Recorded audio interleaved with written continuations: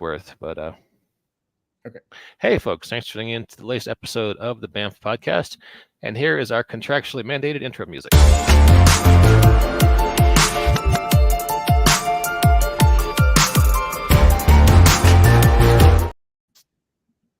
Thank you, folks. And that musical intro assures you you're listening to a high-quality, high-production value podcast, the finest gluten-free, artisanally created, farm-to-table geeky conversation for your podcast listening pleasure.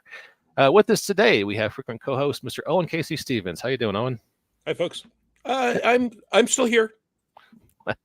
We are glad you're still here. I know you've been struggling a lot. Thank you for making the time for us. And we have Mr. I'm tripping over this. I'm going to call you Dave, but it's D. Todd Scott, the CEO of Evil Genius Games. Thank you for joining us, sir, from Germany, no less. Yeah, I'm here at Spiel. Awesome. I hope that's a good time. Hey, wow, we've got folks watching already. Hey there, Tales from Professional Nerd. Thanks for joining. So, Mike, if you trip over Dave's name too much, you can just refer to him as the Evil One. The Evil Genius, yes. Fair enough. So not to bury the lead, but Dave, there has been shenanigans going on over at Netflix with the Rebel Moon. Let me share. You guys have a banner, a link for this, and people can go and check it out, get the full story, as well as a link to your petition. But can you give us, kind of quick summary of what's going on there? Yeah, absolutely. Gosh, and it's funny because there's been Owen was in the room when it happened, which is sort of an interesting twist. Yeah, full disclosure to folks, I was hired as editor-in-chief at Evil Genius Games, and I am currently still doing consulting work for them. And I was in the very early stages. I didn't do any of the work on this project, but I was in some of the meetings with Zach and some other folks, including people Dave had hired. So do not come to me for an unbiased opinion on this. I am here very specifically because I believe that there is some bullshit going on, and I don't think it's Evil Genius that is guilty of the perfidy in this case. So that's my position. Back to Dave. Yeah, so if I could just step back, Mike, I'll tell you a little bit about our background. So, we basically make the spiritual successor to D20 Modern. So, it's called Everyday Heroes. And it is basically the ultimate modern day role-playing game using the D20 Modern concepts, 5th edition, some 5th edition concepts, so on and so forth. When we first conceived of the business, I, as a huge D20 fan, I was just excited to have a system out there that was modern, that used some of the modern 5e elements rather than 3.5 elements. But for some strange reason, I didn't think we went far enough. So I decided to go out to Hollywood, knock on doors, and go, you know what? Can we make licensed games based on your properties? Total glutton for punishment in that process. And it took a while. Like at first, no one understood what we were doing. No one got it. I had a hard time convincing people to give me these licenses, but over time we built relationships with a number of them. And what I always tell people is that ultimately we signed 8 licenses, worldwide exclusive licenses for our 2023 cinematic adventure paths. We could have signed 20 because we got so much interest at that point in time, which was great.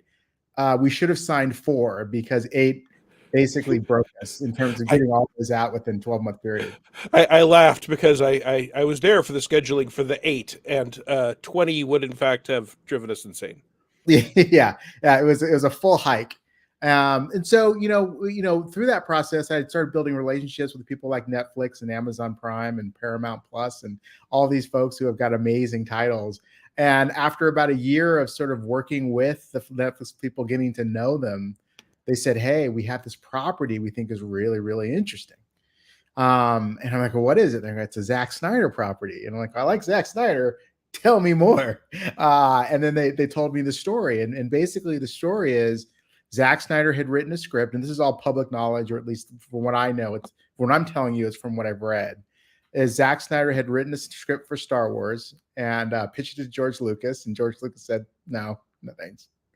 Then he actually went out and pitched the script to Disney once Disney bought Lucasfilm, and Lucasfilm was like, nah, no, thank you. So then what they did was he actually went over to Netflix and he goes, listen, if you give me like $1 billion, I don't know how much it was, I'll build your own Star Wars franchise. And they greenlit the project. So this is very much, Zach's sort of like, love letter to Star Wars, but he took it a whole nother level, right? He Zack Snyderfied it, things along those lines. And the first thing he said was, bring me a tabletop role-playing game. My hunch is that, first of all, I think it was a very smart move. The way that he described it to us and what we talked about in the lawsuit is, he felt like the Rebel Moon story that he was telling was one story in the universe, right? Like the Skywalker saga is one story in the Star Wars universe, but he wanted help building out the rest of the universe, so that more stories could be told, so that he could start thinking about books and podcasts and animation and stuff like that. And what he felt was that if you build a role-playing game, you've got to ask all those questions. You've got to answer all those questions. And this is not dissimilar to what Bill Slavicsek did back with the Star Wars franchise. He literally was faced with a cantina full of aliens that had no background or name. And Bill and his team literally named every single one of those guys. And I actually believe that it was Bill's contribution to Star Wars that made Star Wars the brand that it is today. The West End game, Star Wars role-playing game, existed in a very crucial time to carry forward Star Wars when there were no new movies planned, there were no series planned, there were no new toys planned. And then when they started doing more and more expanded universe stuff, it was those West End game books that were sent to authors and said, hey, this is what we know about the background of the universe, along with Bill's original guide to the Star Wars universe. So that is absolutely an example that we were talking about in those meetings with Zach. And it's a reference we came up with a lot. And, one of the things they were talking about is, right, they wanted this to be a Rebel Moon RPG. And there was originally just a little bit of concern that we're talking about using the Evil Genius's Everyday Heroes system. And I was able to assure them, look, when the West End game Star Wars role-playing game came out, right, that was actually using the game system from the Ghostbusters role-playing game. But no one ever thought of it as the Star Wars supplement for Ghostbusters, right? It was the Star Wars role-playing game. When we did the D20 Star Wars game that I was involved with, it was just the Coast. That was never branded as D&D does lightsabers. It was always the Star Wars, and those changes that needed to be made were made. And they were very excited, at least in the meetings I was in. And as I said, I was only in the very early part of the process, but a lot of them were very excited. And David put together a team that had, historians and novelists and people who had experience putting together setting Bibles. Some great people who were, I only got to see just the first glimmers of what they were doing, but it was one of the, ignoring me, it was one of the best teams I've seen get put together for a project like this. So this was not despite the speed at which it got done, because Evil Genius likes to take on giant projects and do them in half the time and get no sleep. It was a great team producing great work, and if it doesn't see the light of day, that's going to be a huge tragedy.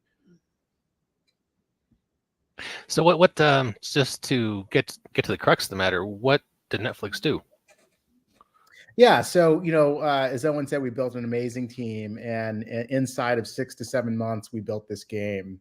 But in order to build the game, we had to fill in a lot of holes, right? And so we, as a matter of fact, to build a great game, we had to think about things like the origin of the universe, all the different species, what planets existed. And a lot of that stuff is stuff that we're like, hey, this is missing. What do you want us to do? And they're like, go create it. We're like, all right, like, cool. Are you cool that this planet has like a negative Celsius, has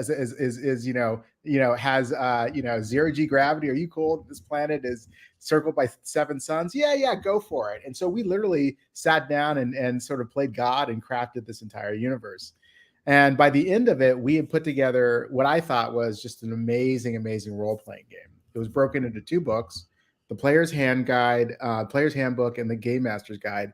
And we did that for very, very specific reasons. I can't tell you because I can't divulge anything regarding the movie itself. But when you see the movie, you'll see that the way that we designed this game, well, hopefully, but you'll just believe me that the way they designed the game was very, very purposeful in that regard.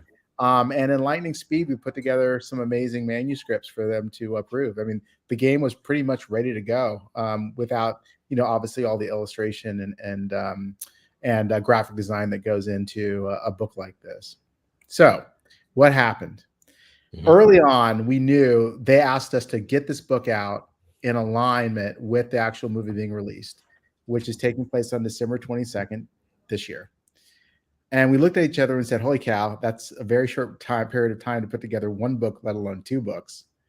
Now, luckily, and Owen just talked about sort of the evil engine, right? The evil Everyday Heroes engine. Luckily, we had that because we could prototype, we could bring a lot of the elements of the Everyday Heroes system into the game very, very quickly, as well as pull from phenomenal 5e inspirations like Esper Genesis. Which is as far as I'm concerned, a really, really excellent example of a 5th edition version of science fiction. And we were able to pull the game together really, really quickly. And the only reason we could do that is because we had all this pre-existing work that we could rely on. So what we could focus on over the 6 or 7 months was really focus on building and inventing, coming up with this lore, this world, and the details around it.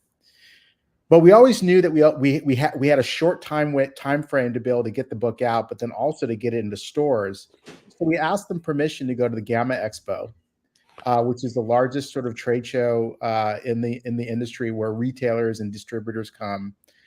We had a couple speaking slots that we had been given, and we knew that we wanted to talk about it to generate excitement with the retailers. So we sat down with them as early as January, 3 or 4 months before Gamma Expo, and said, hey, we'd like to go to the show. Here's what it means to us. This is why it's important for the commercial aspect of releasing this game. Is it okay we do it? And then they came back and said, not only is it okay that you do it because we understand the commercial aspects of getting a product out, but we'd like to go with you. And if we go with you, a couple things happen. One is we can show some footage from the film, which would be cool for the retailers. But then second is like, we want to meet some of these retailers ourselves. We want to help tell the story. We want to get to know them. So we were like, yeah, that's awesome. Come. And then a month before the Gamma Expo is to happen, the person who was our primary contact for Netflix got fired. And another person was ushered in.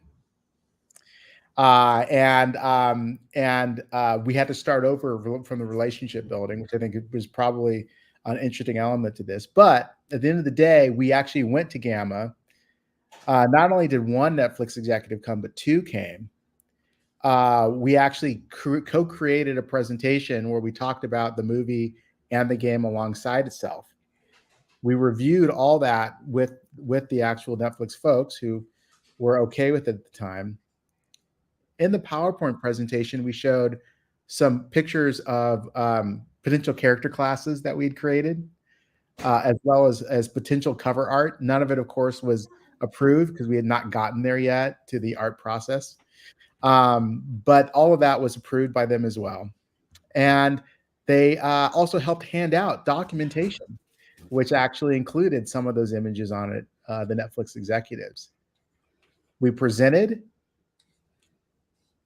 We had a great presentation. It was packed to the gills. And we followed every single protocol that Netflix wanted us to follow. So for example, Netflix asked us to make every single retailer sign an NDA, and they did, or else you couldn't get into the presentation. Second, they made every single retailer relinquish their phone. So no recording could happen in the session either.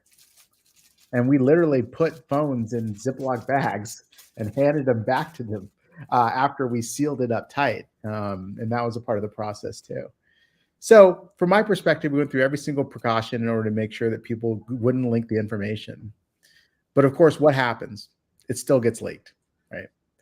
And about a month after, they decided that the leak was our fault, and that we didn't have approval to do the presentation in the first place. And they used that for grounds to cancel the contract.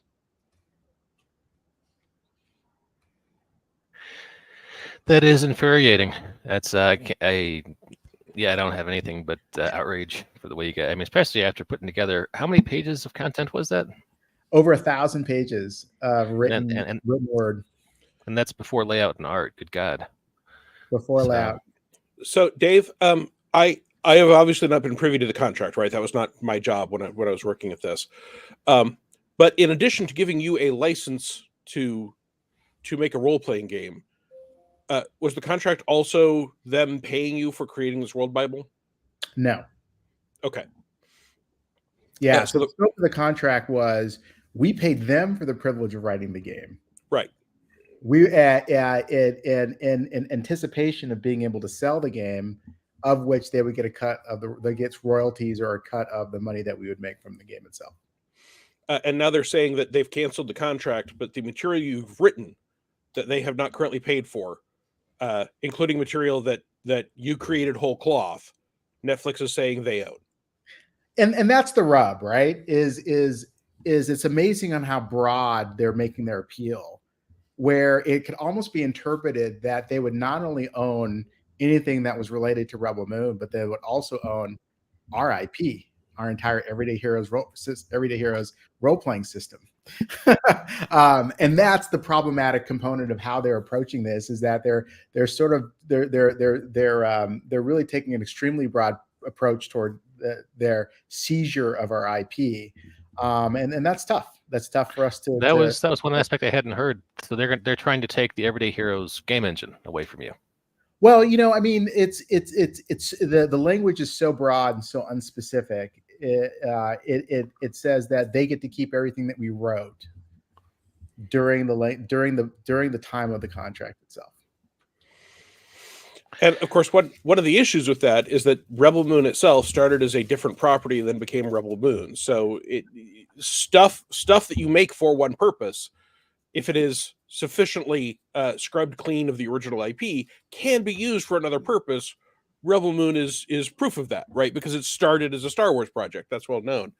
I also want to note, I know a lot of people hear that someone's making a role-playing game based on a property, and they're like, oh, well, that's a bunch of geeks sitting in a room, and the creator isn't involved, and it's like expanded universe stuff. There were meetings with Zach, with Zach's lore guys, where we did not, and I'm not going to reveal anything about what actually was discussed because I'm under NDA too, but we discussed not just specific details, but things like themes. What are the themes you're trying to drive? What is this universe's feel? What sets this apart from? What makes this different from Star Wars? What other things that you've done is this similar to? So that and the people participating on the Zack Snyder / Netflix side were really excited to get into those conversations, and specifically wanted a setting Bible that they could give to a novelist or give to someone making toys like the old Kenner Star Wars toys, or so that they could say, hey, this is the universe, and it is no shock to me that Netflix wants access to that material, right? And certainly I get that Netflix does not want anything that already existed to be lost to them, right? They don't, the names of specific characters, there are some stuff in, like any movie, there's some references to history and characters and how the governments are set up and what worlds are around. Some of that stuff's in there, and they clearly should get to keep all that. But just imagine if you were trying to make a product and you wrote 3 pages of an outline for an adventure that's unrelated to anything that's on there. And then they say, well, we're canceling the contract, so it is no longer in force.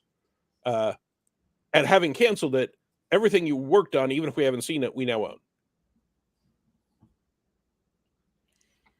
Yeah, it sure sounds like overreach, and in these days of the the strikes we've seen, you you've been hearing a lot about this kind of behavior, on the part of studios.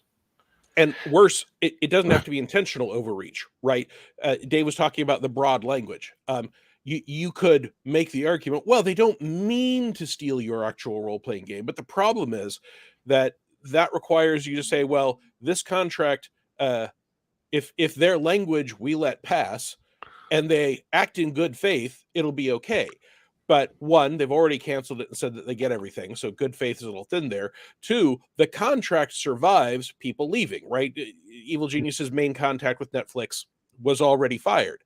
So if you don't challenge the language and say, hey, you can't describe things that could be interpreted as you get our role-playing game engine, you get our core rule book, etc., because you don't know 2, 3, 4, 5 years from now who's going to end up making those decisions at Netflix, who may never have talked to any of you, who may have no idea what a tabletop role-playing game is, who might be like, oh, look, here's another whole product that, according to this contract, the way I read it, we own. And then you've got another lawsuit on your hands. So I've beat this drum before. Contracts are super, super important anytime you're dealing with the transfer of ideas or money or rights, any of that. But it's not just important you have one. You need to read them. You need to agree to the language. And if you've got concerns, there's a good chance you need to get a lawyer involved. Yeah, and I gotta tell you, we had some amazing lawyers. We have one of the top 5 lawyers in IP licensing that works for us. We've got Brian Lewis, who with Azora, who's on our legal team. Now, Brian was not involved in this agreement, and I just want to be very clear about that. But we do try to work extremely hard to make sure that we've got some of the smartest minds around this sort of stuff around us. And even this was a scenario we had never foresaw. Even the best lawyers could never foresee this type of situation happening. So it happens to the best of us for sure. Okay, so let's talk about the campaign. I pulled up your website here, and for anyone who's listening on iTunes later, this is evilgenius.com/Netflix-lawsuit. They have a petition there. We're trying to get to 3,000 signatures, and we want to spread the word on social media, try to show there's excitement and outrage over what's happened to Evil Genius Games. And it looks like, well, Dave, I'm going to stop talking. What is your guys' goal with this campaign here?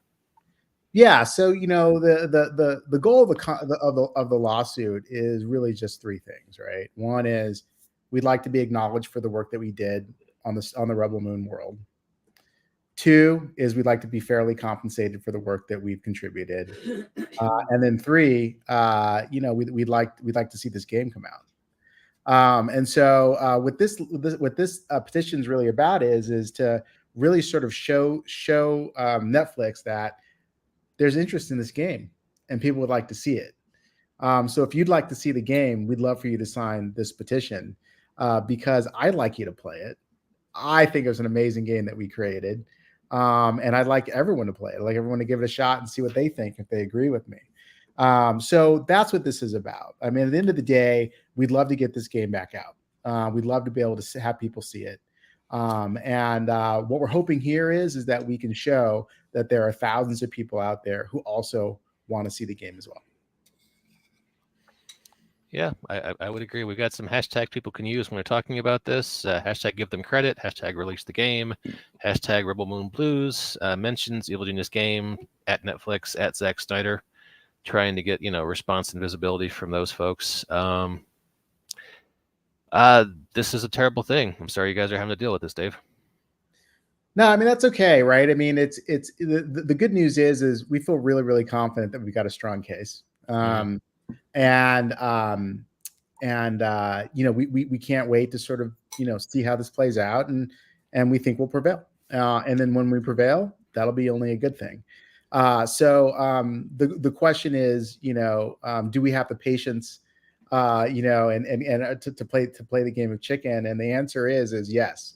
Mm-hmm. And I want to make sure Netflix understands that we're ready to take this to the mat because we 100% believe that what they did was wrong. Mm-hmm. And what we did was right. it's probably premature to talk about dates in terms of lawsuits like these. I know things tend to drag on a bit. Yeah, unfortunately, that kind of stuff is sort of like, not dictated by us, right? We filed. They have 21 days from the time of filing to respond. They've got a lot of things they can do to extend that time frame or slow it down or speed it up. And so right now, we laid down our first set of cards. It's their move. And let's see what kind of land they play. What kind of land they play? Nice. And in terms of striking while the iron is hot, right? Pretty clearly, this game won't be coming out in December, right? Even if they called Dave after this and said, "Oh my God, we had no idea we were being such jerks." Here, go ahead. It just layout and art and final editing; those things take time, indexing, etc. But they've made it very clear that this Rebel Moon is part one, and they want to build a franchise. So there are going to be other releases of Rebel Moon content that could be tied in with this timing wise. So. Yeah, Mike Owen just made an inside joke there about indexing because he indexed the Everyday Heroes by himself over like a 3 or 4 day period. Sleepless That nights. sounds like that's a good time right there. It was 36 hours straight with no sleep and a lot of coffee. But at the time I was taking the role of editor in chief, and it had to get done. And indexing RPGs, there aren't a lot of people with a lot of experience doing it, and the ones that there are very much experienced grognards who have no need to take your job on your time frame if they don't want to. So I tried to get other indexers to do it, and I'm like, sure, I'll index your game. I'll take 3 to 4 months. Okay, I understand you're a pro. That's your. I in no way am I saying that you wouldn't do a great job or that that's an unreasonable time frame. We just can't do that with our schedule. And I gotta say, we've not had a single complaint about the index. Well, that's actually really nice to hear.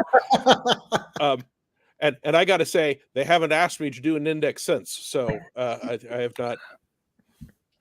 have not had to pull all night and day and a halfers, which I'm not as up for as I was in my 30s.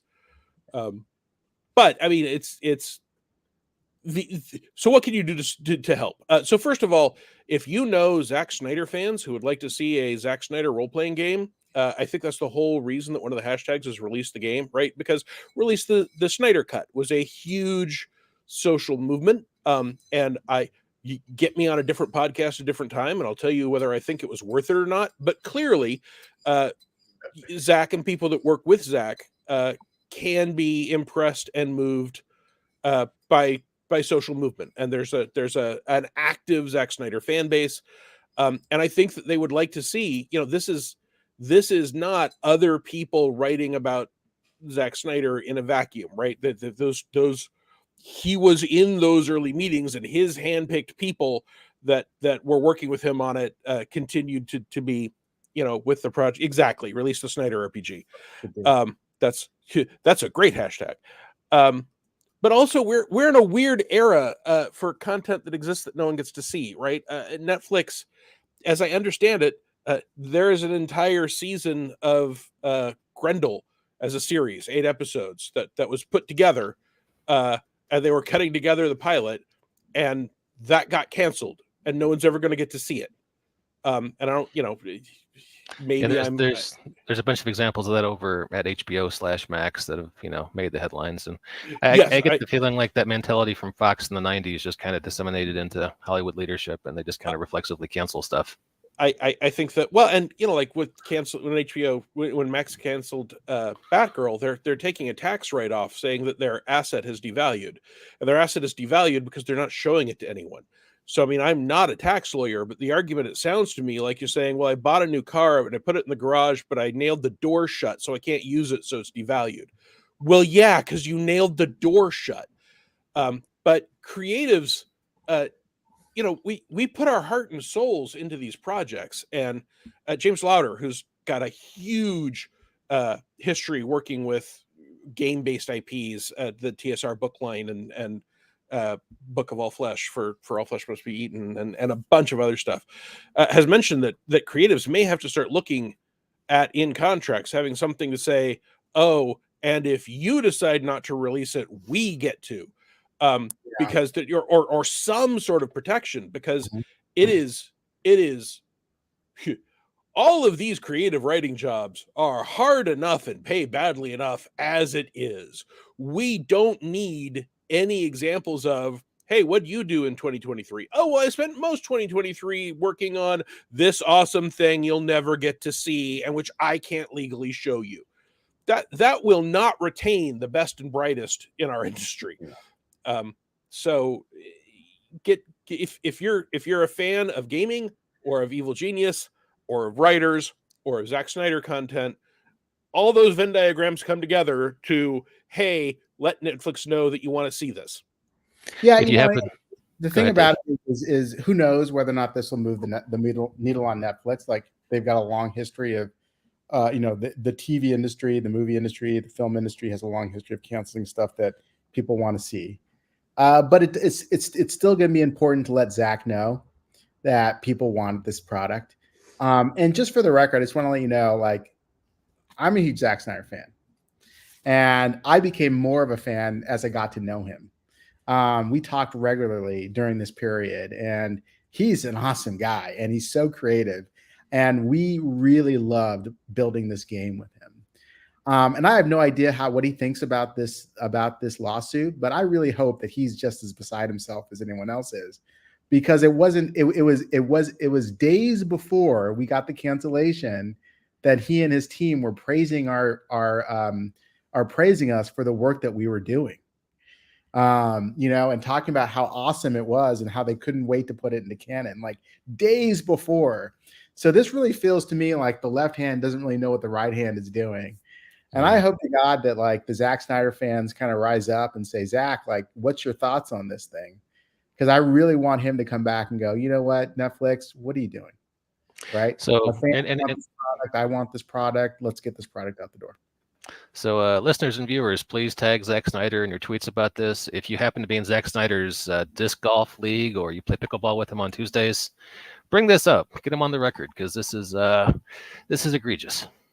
Well, and not only have we lost getting this game out, and by we I mean Dave, because as I said, I'm not that involved in the project. I'm just biased. But there was an opportunity potentially to have Zach or some of his people at Gen Con, to have Zach at Essen right now, to have, these. It was not impossible that we could have had the direct interface of having people be able to say, hey, this preview mentions this game mechanic, and Dave or Goober or someone else, right, mentioned that was specifically built for this theme, and how do you see that theme working? That conversation could have happened. It would have been the equivalent of having, George Lucas and Bill Slavicsek sit down and talk about how many dice of force powers should a Jedi have.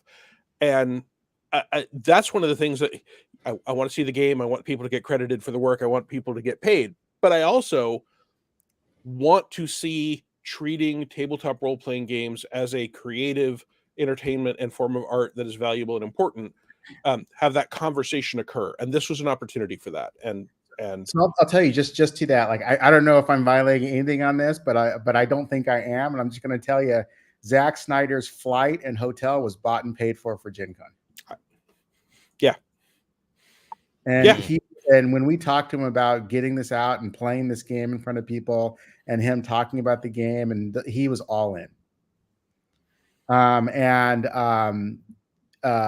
my perspective was, this was unprecedented in role-playing game development, to be able to build a game side by side with the person who's the sole visionary. Yeah, I would agree. All right, hey, folks. As a Greed Ronin developer, I got to play the Thieves World role-playing game with Lynn Abbey, who's the editor-in-chief and lore holder of Thieves World, and Rob Schwalb, who did the majority of the hard work on building that thing. And that was not a public event, right? That was a little private event. Lynn was interested. We were all together at Gen Con. We did that. But that was a different kind of experience that a public version could have occurred. And we could have taken, I don't want to overstate, but you potentially could have had, Zack Snyder or his director of photography or some of the people that worked on the script, right, playing characters in this game publicly and talking about that process. And I really think that would have been great marketing, not just for this game and this movie, but for the idea of role-playing games as serious entertainment. Yeah. And for what it's worth, I'll tell you that like this might have been the first time I've ever seen it happen. It won't be the last time. We still maintain phenomenal relationships with Hollywood. We've got some projects coming in 2024, which are unprecedented as well. I can't wait to announce them. Where we're on the formative stages of a lot of these franchises as they're coming up, and so I think this is hopefully where it'll go. I believe that there's a strong intersection that needs to happen and can happen between TTRPGs, which is essentially a storytelling mechanism, and film and TV, which is a storytelling mechanism, to come together. And I'm excited that Evil Genius Games gets to be on the forefront of all that. Yeah, I greatly admire what you guys have been doing. I mean, as you mentioned before, we had a ton of movie properties, and it's nice to see someone other than Wendy's realizing the outreach potential of an RPG. So, or Old Spice. Yeah, exactly. I mean, just the initial launch had Kong and Rambo and Universal Soldier and Highlander and Crow. And way back in 2000, when I was hired by Wizards of the Coast to work on the D20 system, we had the Star Wars license, had a one-shot Call of Cthulhu license, had the Wheel of Time license, and for a brief, glorious moment, Wizards of the Coast had the Star Trek license. Now, the Star Trek license was then not renewed by Paramount, and the game was moved to a different company. But they were talking about having the Lord of the Rings book license, which was the thing that they could have gotten. It wouldn't have included the movies. But there was this moment where you could have had a game system, a single system that said, hey, Rand Thor and Darth Vader and Captain Kirk walk into a bar, right? That was going to be an option. And if you are a fan of Highlander and The Crow, for example, and you think to yourself, well, those stories could happen in the same universe. Yeah, they can. But not only can they happen in the same universe, I've gotten to see previews of some of this stuff, and I'm not going to give any details because I don't know what's been approved. But like, if you get a hold of the Crow role-playing game, there's some awesome stuff in there that you have never seen and heard before, which has been approved by the IP holders that was worked with. I've gotten to see previews of some of the, like Skull Island content that just, whether you're a fan of role-playing games or not, and if you're not, I'm not sure exactly how you got to this broadcast, but if you're a fan of the Legendary Monster Universe and Kong and the Skull Island movie, that thing will be worth getting just as a lore book. But if you want, an immortal, a possessed undead agent of revenge, and a scientist end up on Skull Island, that's a thing that Everyday Heroes and Evil Genius supports being able to do. So that's one of the things that got me super excited when I interviewed with Dave originally last year, and I still think it's a thing that is going to provide every time Evil Genius puts out a new Everyday Heroes book. Especially a new IP, that's not a brand new game. That is a new set of rules and additions for taking that story and running it with this core system, and that means that those things can all come together. So what I think I'm hearing here is that in a future release, Kong is a Highlander? I No? I think those are both templates. Right. So if you want Kong to have to be decapitated to be killed, I think you could do that. Much to Godzilla's dismay, of course, but Yeah. I mean, I'm not sure if atomic heat breath can in fact sever a neck, but I say that, and then stupidly, I think in the first Godzilla movie, he in fact grabs a Muto, breathes into its mouth, and severs its neck. So yeah, Kong has killed in canon. Godzilla is prepared to kill Highlanders. You heard it here, folks. The BAM podcast. Godzilla's prepared to kill Highlanders, and that's a movie I would pay to see. See? Well, hey, check out evilgenius.games.com/Netflix-lawsuit. Please tweet whatever you do on Blue Sky. I don't know what the verb is for Blue Sky yet, but bring it up. Use the hashtags. Get some eyeballs on this because, as Owen said at the top of the show, this is some bullshit. So I have to wrap things up shortly and get back to my my day job. Dave, if you don't mind, Owen had wanted to mention some of his benefit products that he's doing right now. Please. Are we cool? Yeah, I'm a big Okay. supporter. So Dave All is a right. big supporter. In case anyone didn't know, Dave's been extremely helpful, and I appreciate it. So for anyone that doesn't know, I'm fighting cancer. Cancer is also some bullshit. If you know anyone fighting cancer, bring them a casserole because it's exhausting. So some people in the industry are working to help me. 15 publishers came together. Actually, let's start with that link.